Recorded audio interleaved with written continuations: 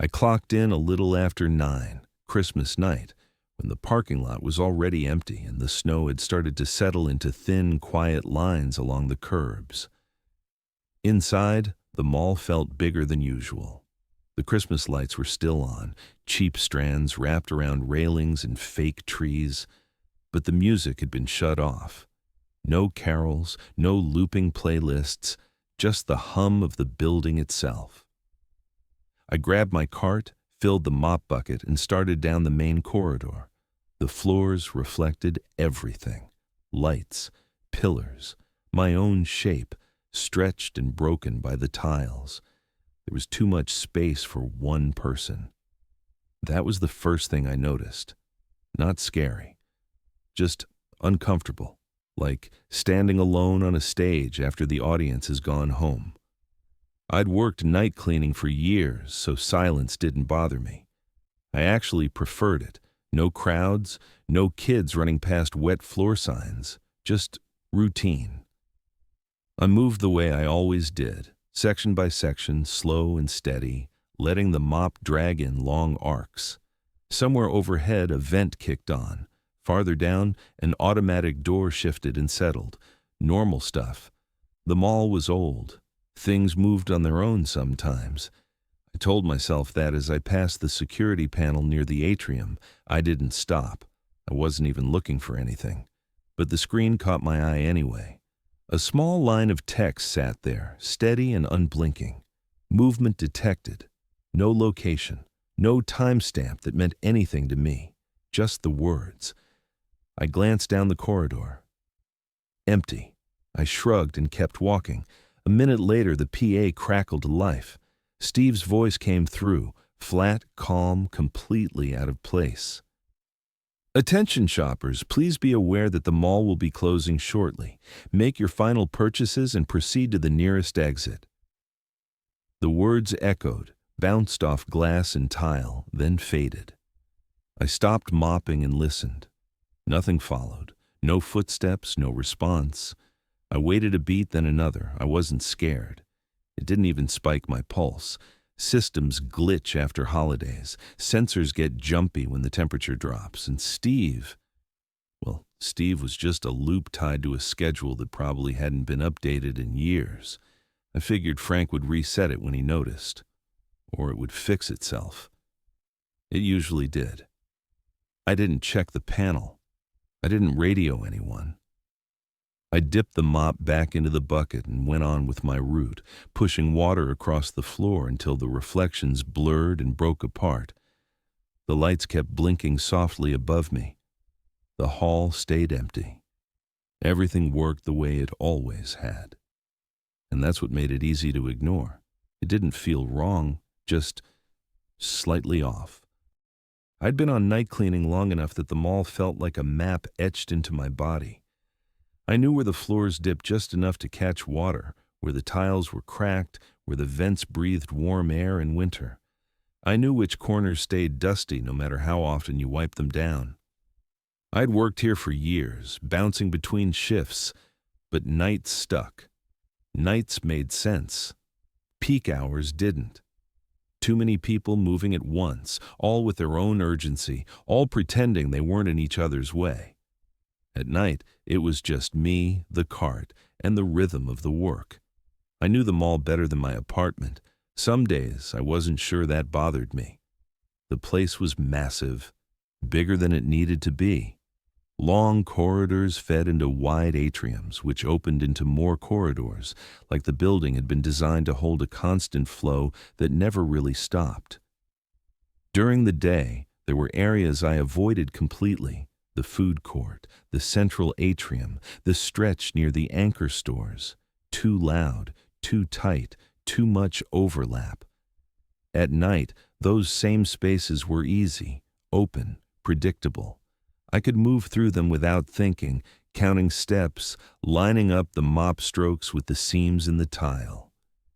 Empty, the mall felt honest. It wasn't trying to impress anyone. Frank usually did a round when I started my shift. He'd nod, maybe say something about the weather, then keep moving. He'd been security here longer than I'd been cleaning. Older guy, Solid build, calm voice. He trusted procedures the way some people trust instincts. Cameras, sensors, logs. If something flagged, it meant something. If it didn't, then there was nothing to worry about. That was always his line. That's what the system's for. I'd heard him say it a dozen times, usually when someone complained about a false alarm or a stuck door. Frank didn't like guessing. He liked confirmation. Steve was part of that confirmation. The PA voice, no inflection, no warmth. Just words delivered at the same pace, every time. I don't think anyone ever updated him. He didn't sound festive, even during the holidays. He just announced things. Closing times, safety reminders, lost and found notices. When Steve spoke, it meant the building was doing what it was designed to do. Even when there was no one around to hear him, his voice made the place feel operational, alive, in a technical sense. As I worked my way deeper into the mall, little things kept lining up ahead of me. Lights flicked on before I rounded corners, like the building knew where I was going. Automatic doors slid open a half-second slower than usual, hesitating before committing. Over the PA, Steve made announcements that didn't quite say anything. General reminders about exits, vague statements about closing procedures, nothing urgent, nothing wrong enough to report. I noticed them, logged them mentally, and moved on. Old systems lag, cold messes with sensors. That was just how it went. I wasn't thinking about Christmas the way I used to.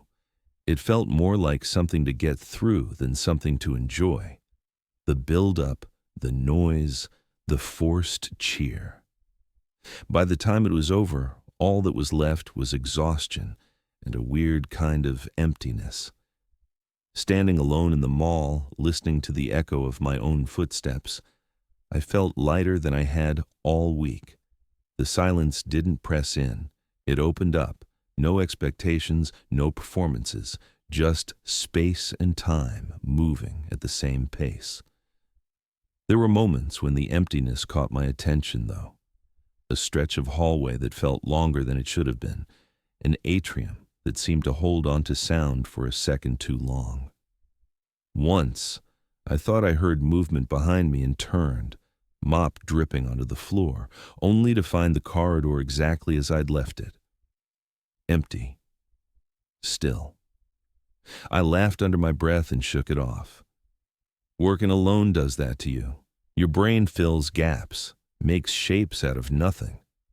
I'd been doing this long enough to know better than to chase every feeling. By the time I finished the first half of my route, the mall had settled into a steady rhythm. Lights on, doors quiet. Steve silent again. Everything felt operational, familiar. If there was anything off about the night, it was subtle enough to blend into routine. And honestly, I liked it that way. The quiet, the order, the sense that for a few hours the entire place existed just to be cleaned and left alone. At first, I treated the alerts the same way I treated everything else that night, as isolated hiccups. One here, one there, easy to explain, easy to forget. But after the third time my radio crackled with a soft tone from security, I slowed down enough to notice where I was standing.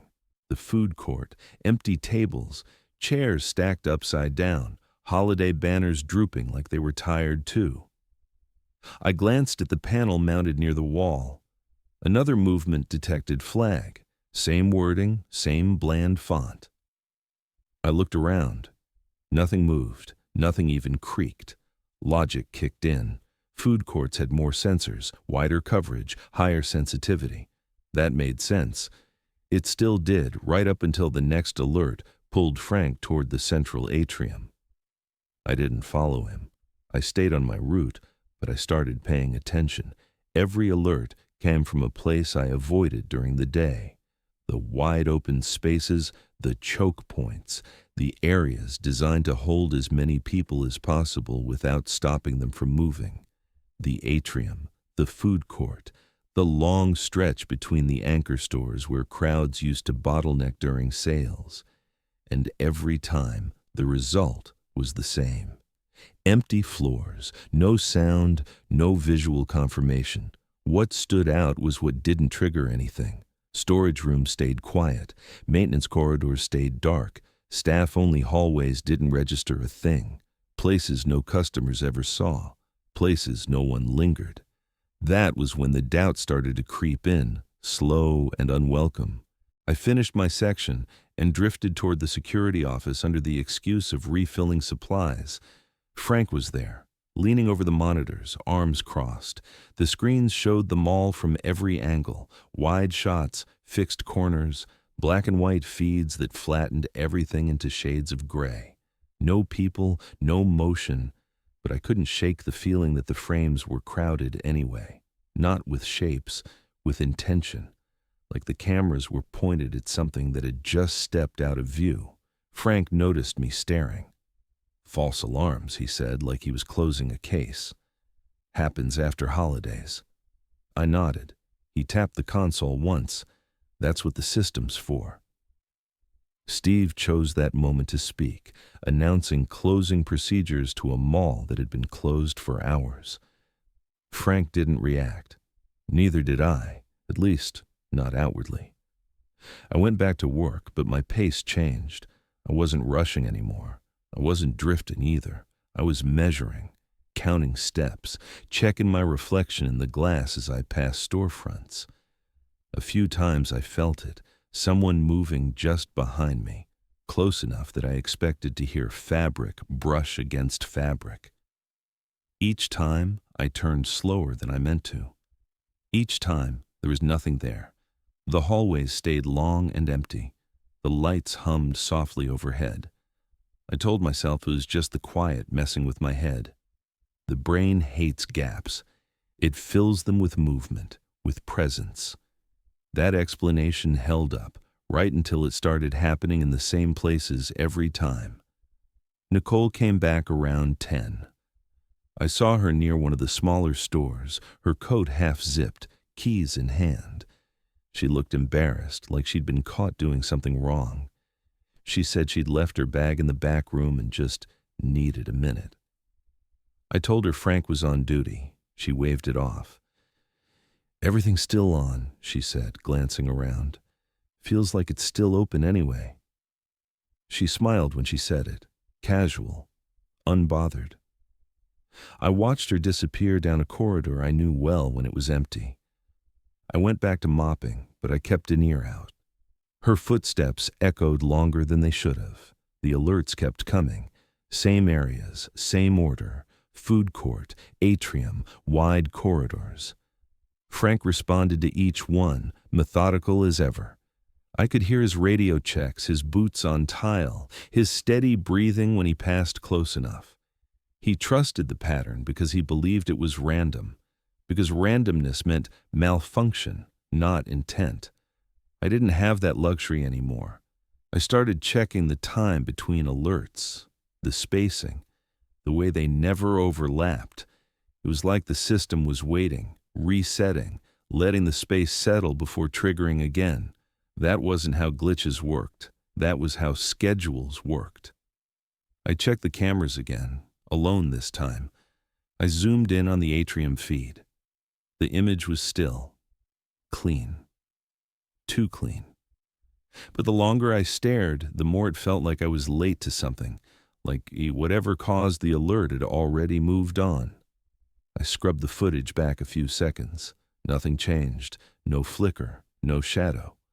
But I could see chairs that weren't lined up the same way I remembered, trash that had shifted slightly between frames, small things that didn't matter on their own. Together, they formed a shape I didn't want to name yet. Nicole took longer than a minute, then longer than that. When I finally heard her voice, it was distant, echoing through a stretch of hallway that shouldn't have carried sound so well. She wasn't calling for help.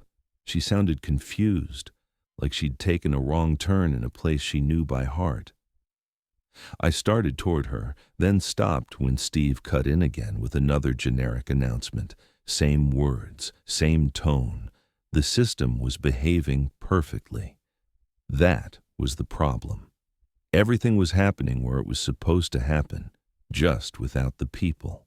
By the time Frank found Nicole, she was shaken but upright. She'd slipped, scraped her arm, nothing serious. She kept apologizing, saying she must have gotten turned around. It felt normal, she said, like I was just walking. Frank nodded, already filing it away as another non-issue. I watched her leave, faster this time, keys clenched tight. The mall swallowed the sound of the door behind her and went quiet again. Too quiet. The kind of quiet that waits. I stood alone in the atrium, mop resting against my shoulder, and looked up at the empty space where banners still hung. I didn't need another alert to understand it. The system wasn't malfunctioning. It wasn't confused. It was doing exactly what it had been built to do. Track movement, anticipate flow, respond to where people gathered. Only now it was working with memory instead of reality. It wasn't random. The mall knew where people used to be. The shift didn't slide forward anymore. It lurched. One moment I was finishing a corridor, the next the mall felt like it had taken a breath and decided to move with me. Lights came on in sequence, not all at once, but in a clean line ahead of my steps. Doors that had stayed shut all night slid open as I approached, then closed behind me with a soft final click. Overhead, Steve's voice returned, calm and perfectly timed, reminding shoppers to mind their belongings. The mall wasn't glitching anymore. It was coordinating, acting like it was open, acting like people were supposed to be there. I picked up my pace without realizing it. Fast steps, short glances. The floor felt firmer, louder, like sound had nowhere left to hide. When I stopped, everything slowed with me. The lights held, the doors waited. It felt less like the building reacting and more like it was matching me, staying in sync. That's when the doubt finally tipped over into something heavier. Not fear. Not yet. Awareness. The sense that I was no longer moving through empty space. I was moving through a system that expected traffic. Frank's radio crackled again.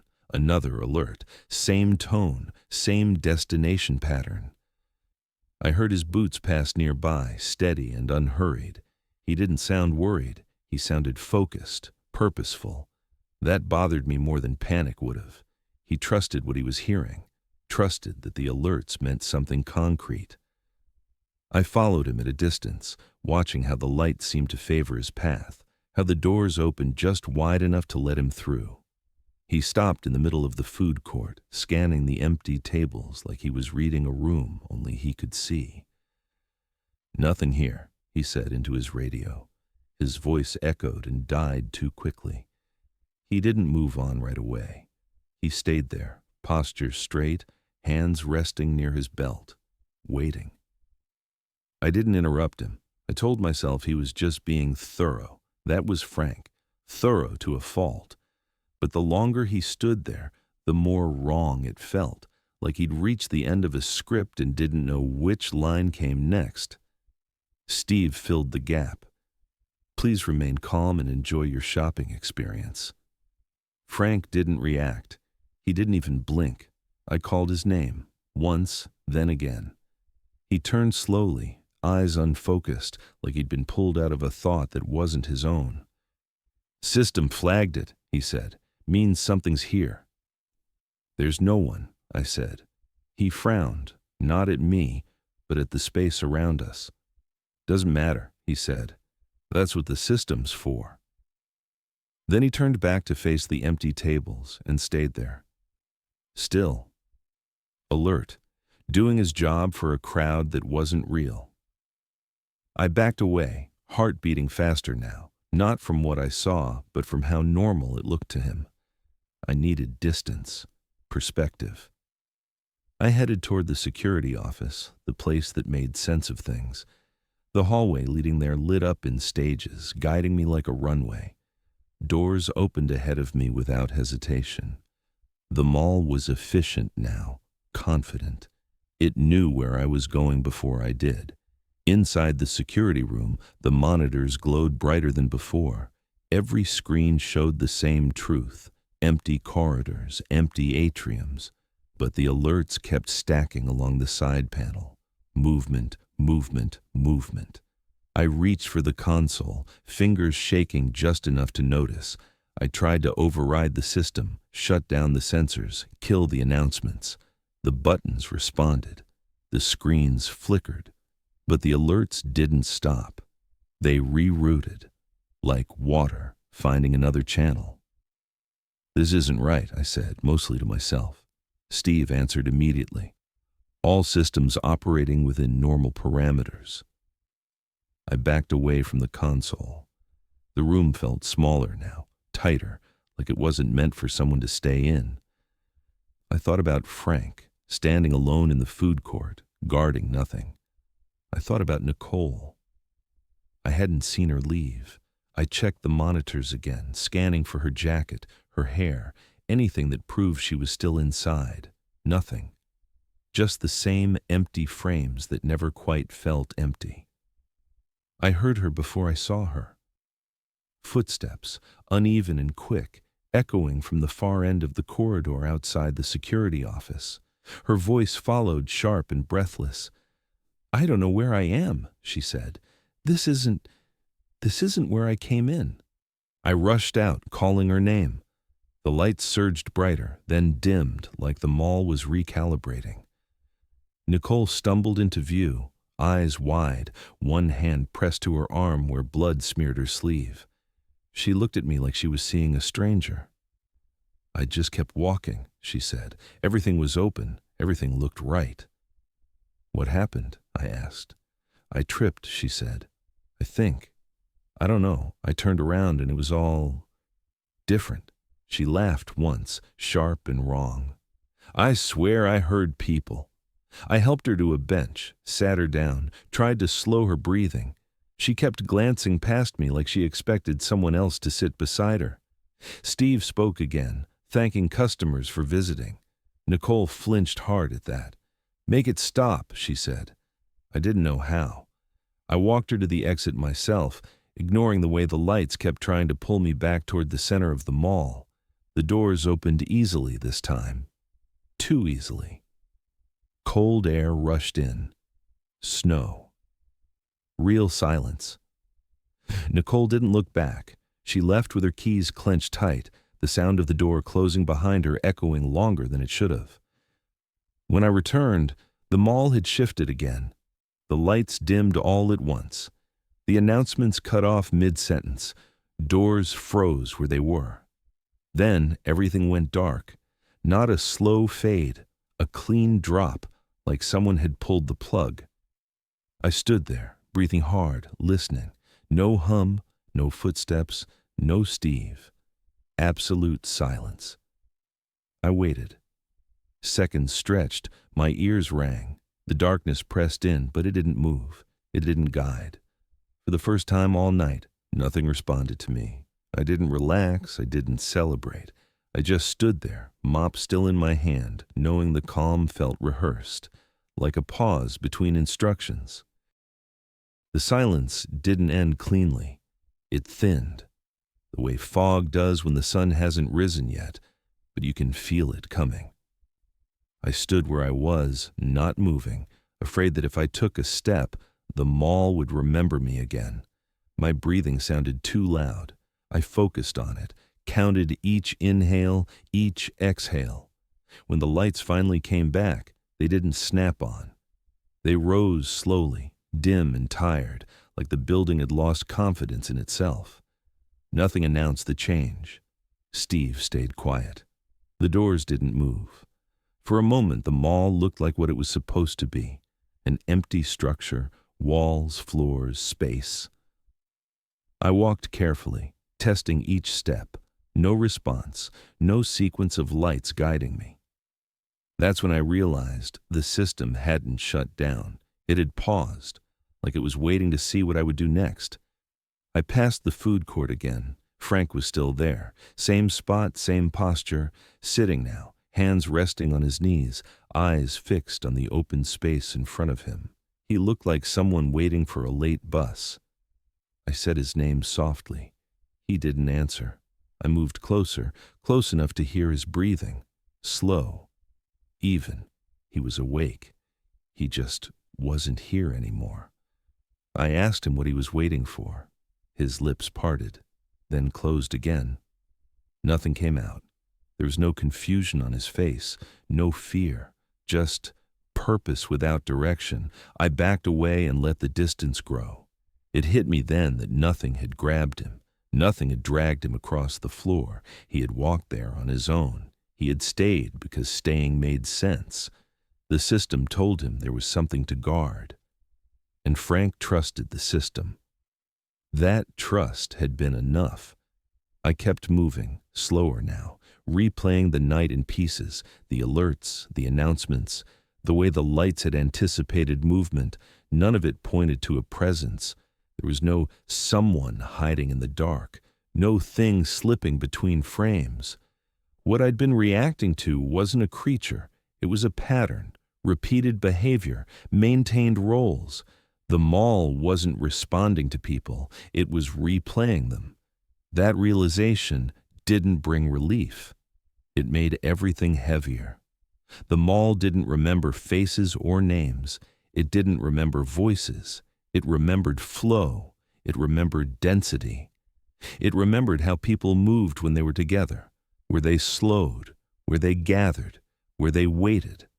The system had been built to track that, to optimize it, to prepare for it, and now, with no one left to generate new data, it was looping what it already knew.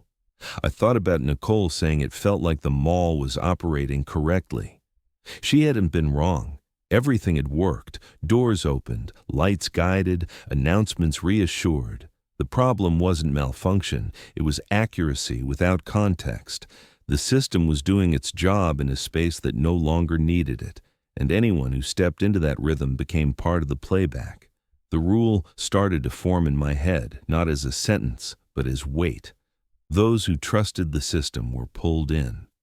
Frank trusted it completely. He followed the alerts without question. He let the role define his movement. Those who blended in were kept. Nicole hadn't questioned why the mall felt open. She walked the way she always did. She assumed familiarity meant safety. And those who held on to something real, something physical, something internal, had a chance to get out. I tested that idea slowly. I stood still and focused on the pressure of the floor under my boots, the ache in my shoulders, the sting of cold air still clinging to my jacket from when the doors had opened. I counted my breaths again. Nothing responded. No lights shifted. No doors moved. When I took a step without intention, just letting my body drift, the lights ahead of me flickered once, faint but noticeable. That was enough. I wasn't supposed to fight it. Fighting meant engagement. Running meant panic, and panic meant surrendering control to the environment. The mall responded to urgency. It fed on it. I understood that now. The only way through was refusal, not resistance, refusal. I moved deliberately, slowly, breaking habits I'd built over years. I didn't take the shortest route. I didn't follow the open paths. When a light turned on ahead of me, I stopped until it went dark again. When a door slid open, I waited for it to close before approaching. It felt wrong, inefficient. My body kept trying to fall back into rhythm, and every time it did, the mall stirred. So I anchored myself again. Breath, weight, pain in my hands from gripping the mop handle too tightly. Steve tried once more. "Please proceed to the nearest exit." The words echoed, thin and tired. I didn't answer. I didn't move. The echo faded. Steve didn't repeat himself. I passed the security office without going inside. I didn't look at the monitors. I didn't want confirmation anymore. I didn't need it. The truth I had was partial, But it was enough. Enough to know what not to do. Enough to know that understanding everything would only pull me deeper. Frank stayed where he was. I didn't try to move him. I didn't call for help. I knew how it would look. A guard sitting quietly in an empty mall, awake, unharmed, no signs of distress. The system hadn't failed him. It had used him, and there was no report for that. As I made my way toward the exit, the mall tested me one last time. Lights brightened near the atrium. Doors opened in a familiar sequence. The space ahead felt welcoming, the way it had during busy afternoons when you let the crowd carry you. My legs wanted to follow. I stopped. I pressed my palm against the wall and focused on the cold seeping into my skin. The lights dimmed again, almost reluctantly. I didn't look back when I reached the doors. I didn't hurry. The cold air outside hit me hard, sharp, and clean. Snow crunched under my boots. The door closed behind me, sealing the sound inside. For a moment I stood there, letting the night reassert itself. The mall loomed behind me, dark and quiet, like nothing had happened. I didn't feel victorious. I felt drained, like I'd spent hours holding my breath without realizing it. I knew the understanding I'd reached wasn't complete. I didn't know why the system had crossed that line. I didn't know if it would happen again. I only knew the shape of the trap and the thin path that had let me step around it. I went home and didn't sleep. Every time I closed my eyes, I felt the pull of open space, the urge to move with it. By morning, I understood one more thing. The mall didn't need me to believe in it. It only needed me to act the way I always had. And as long as I refused to do that, I was still myself. Frank didn't leave the mall that night, not right away. They found him after sunrise, still sitting in the food court, hands folded neatly in his lap. He knew his name, he knew the date, but when they asked what he'd been doing, he couldn't answer. He said he was waiting. For what, he didn't know. The doctors called it disorientation, stress response. They used careful words. Weeks later, he still couldn't stand in large rooms without freezing, like his body was expecting instructions that never came. Nicole quit. She said it was temporary, but I knew better. The scrape on her arm healed fast. The rest didn't. She avoided enclosed spaces, avoided fluorescent lights. She flinched whenever she heard automated voices in public places. Once, months later, I ran into her outside a grocery store. She smiled too quickly and told me she was fine. Her eyes never stopped scanning the parking lot, like she was afraid it might start organizing itself around her. As for me, I stayed away from malls. At first it was easy. After what happened, no one questioned it. But the feeling followed me anyway. Anywhere there were crowds, airports, train stations, even busy sidewalks downtown. The moment people started moving together, my chest tightened. I couldn't feel where I ended and the space around me began. I had to stop, step aside, breathe until the rhythm broke. I told myself it was just nerves, just after effects, but it never fully went away. A few weeks later, the mall reopened. I drove past it one afternoon, curious in a way that felt unhealthy. The parking lot was full. Families moved in clusters. Kids ran ahead, parents calling after them. Through the glass, I could see lights, decorations, movement. Everything looked normal, operational, perfect even.